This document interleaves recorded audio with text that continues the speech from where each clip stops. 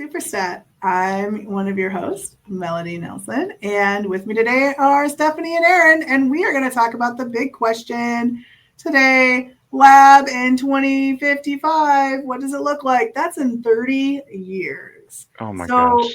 yeah, I know, right? My goodness.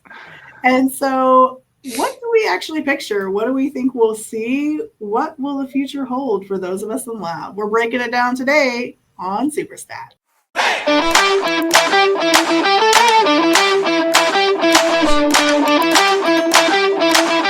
Start with the big question.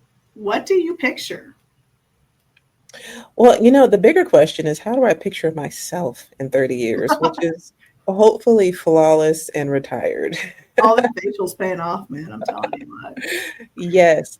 But for the laboratory, for those who are entering the work field now and might possibly still be in laboratory medicine in 30 years, it's a super interesting question because I've listened to so many podcasts and attended so many webinars and conferences about AI and how it's already, it's not coming, it's already here, it's integrated into everything that we're doing already.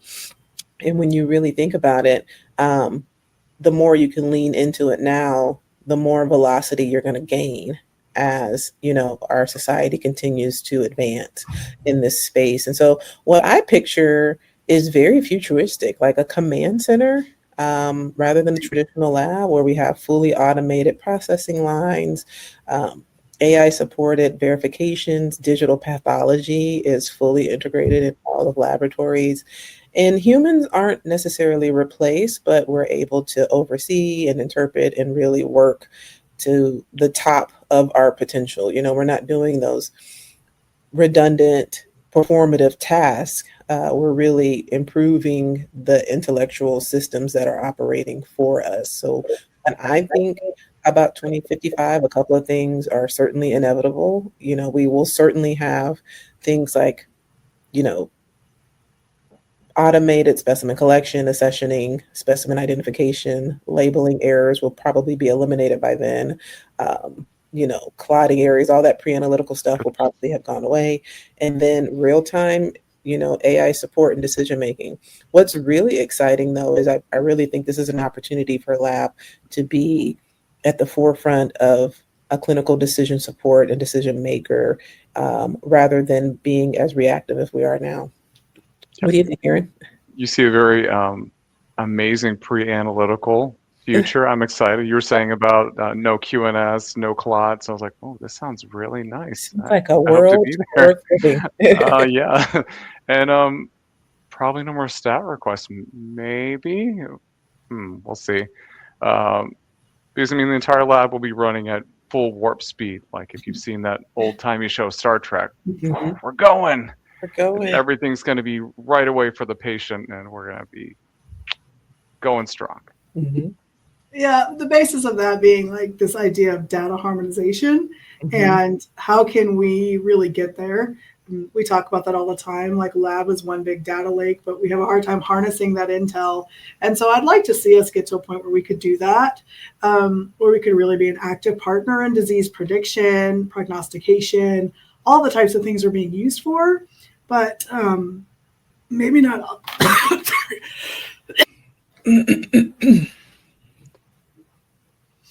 So to kind of go a little further on the whole no more stat request thing, it's just kind of the fact that everything's going to be hopefully streamlined. That's the exciting thing.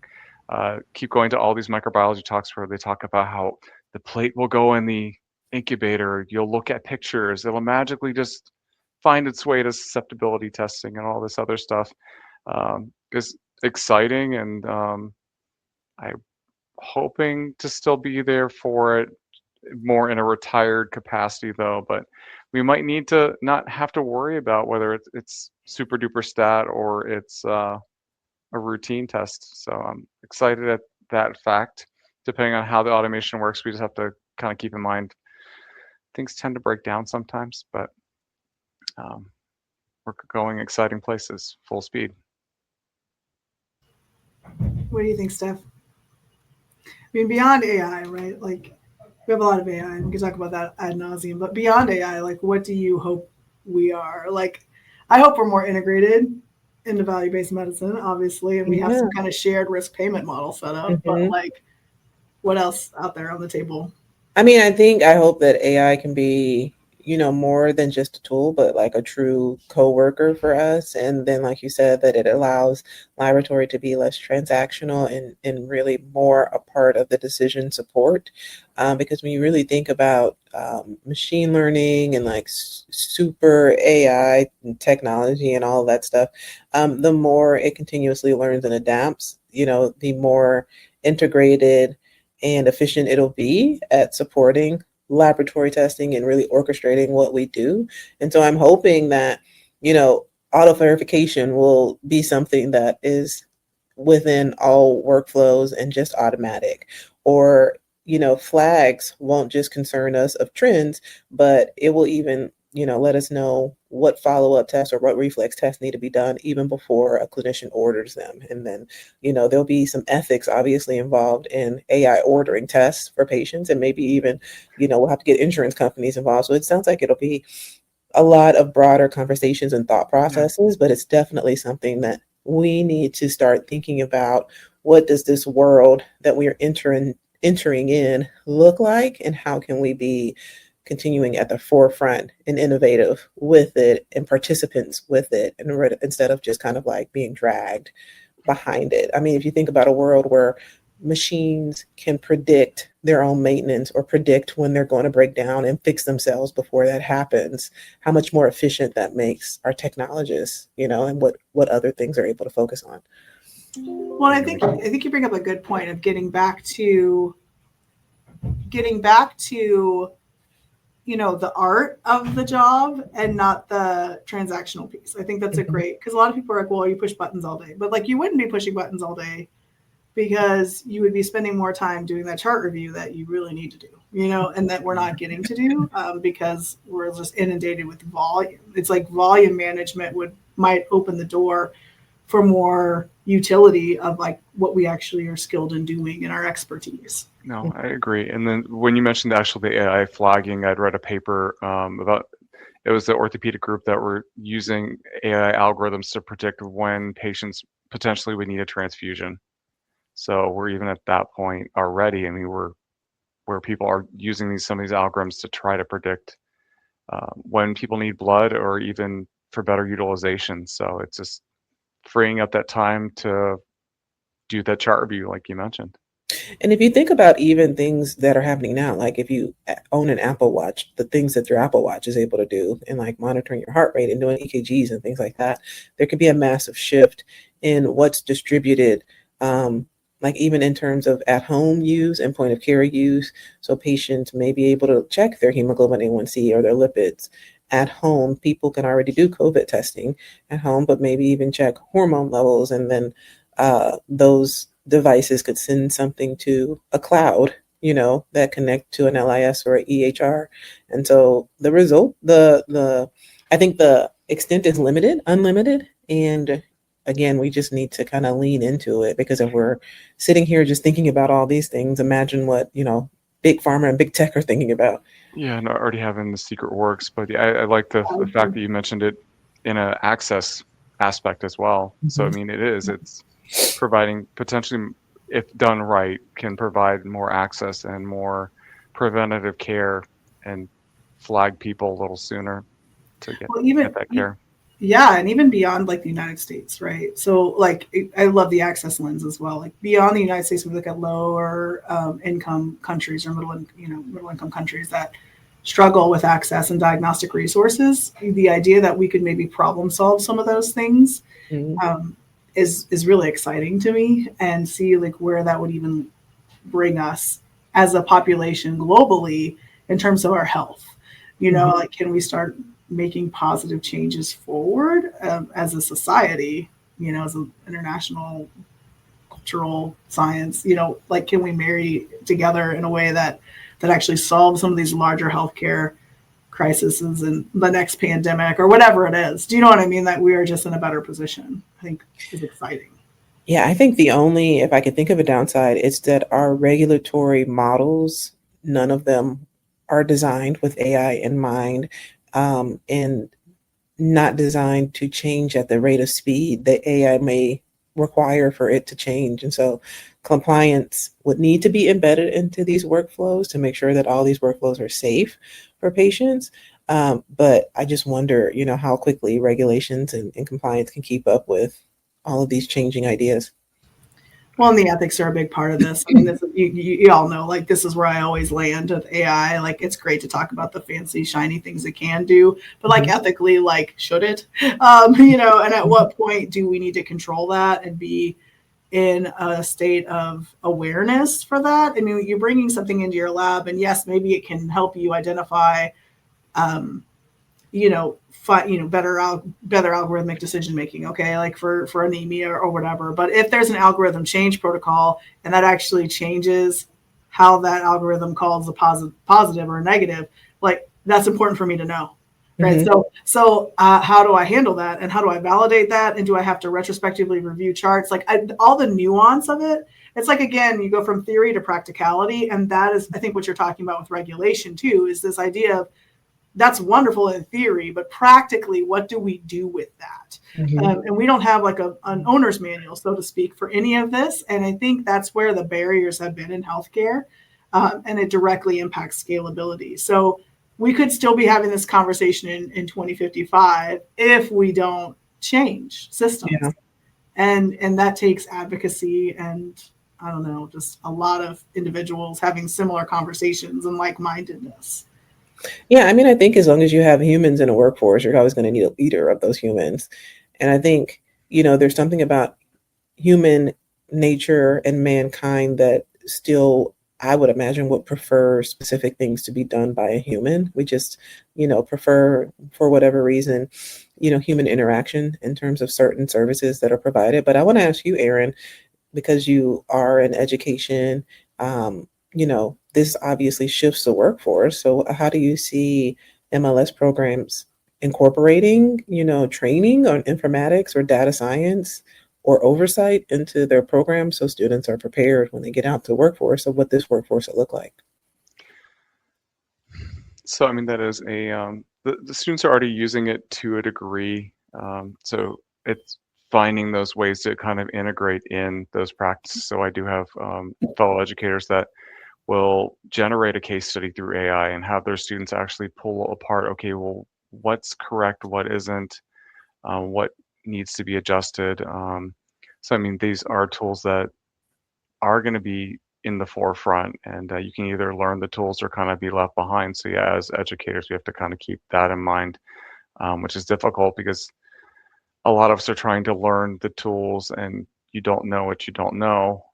So having to learn those and along with doing everything else is a little difficult at times, but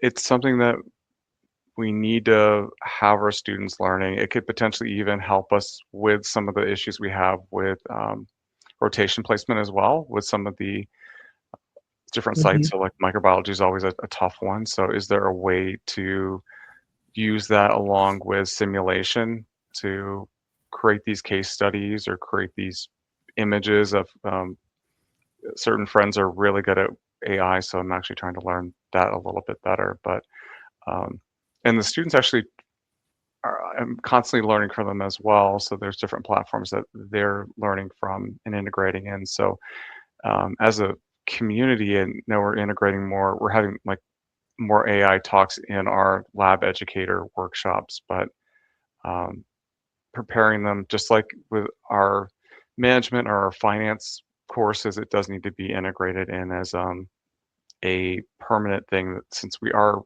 already here really about with machine learning, so they need to come prepared with like the ethical standpoints of what's the bias that's there, not only just, wow, it's this cool tool, but preparing them with that information. So I'm glad you asked that question. It's it's an important thing for us as educators to think about, and for students to think about, not only just creating the latest meme or something that you put on TikTok, but that you can actually use these tools to even potentially do outreach as well. So yeah, I would imagine, we're affiliated with several programs, and so we constantly have several students going around our lab. And a lot of our teaching focuses on routine testing and helping them understand like the day to day. But I would imagine in this world, you would shift your learning if you're a rotation site. Like you said, we may not even need rotation sites, but if you are a rotation site, from routine testing to more exception management, this is how you manage the exceptions. And, just you would shift your focus. Yeah, which is hard to say as a microbiologist. So, because that's one thing I love are the colors and the Mhm. culture morphology and all that. But I mean, it can even just be starting with where is machine learning already present. So Mhm. keeping them like when they're looking at the cell vision, going, okay, well, actually, it's using these algorithms, it's using this method to like how we'll explain the theory behind a different like an enzyme assay or how cell lines delineate. I think we need to kind of integrate that into our practice as well. So like if we're talking about cell vision or a different product, not only talking about how it's the different cells, but actually talking about the actual technology behind it, even the LIS integration. So to that end, when we look at students, what about like recruitment to the field? Like, what does that look like in 2055? And also public awareness of who we are. I think that has to change too for some of these things to come to fruition. I mean, if the industry that's developing algorithms don't know we exist, then they're just using our data and not actually solving workflow problems for us. And so I think, or even like helping further our professional goals. So it's interesting. There's some level over the next few years of like us doing outreach to industry and to the public. So guys, we've had an amazing conversation, and this is going to be something that over the next year with some of the guests that you see, we're going to keep continuing this conversation. So in 30 years, the lab isn't behind the scenes anymore. It's shaping care. So it's kind of where I hope for us to go. And in 30 years, when we come back together, and I'm probably a little deaf at that point, we'll be able to go, I remember when.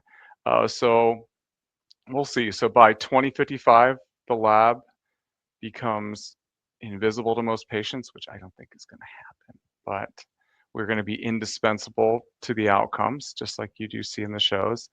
Success won't be measured only by volume or speed. It'll be measured by disease prevention, errors avoided, equity improved, and smarter and earlier care, which is why we're here. So we will build it intentionally. The lab won't just support medicine, it'll help lead the way as we continue to do every day. So I hear the phone ringing, the stats are being called. Until next time, guys, continue to follow us and leave us some comments with your thoughts and everything, and we'll talk to you next time on Superstat. Yep. And remember, the future includes you and what you bring to the table and your expertise. So think about what the lab looks at the future from your lens and share that with us as well.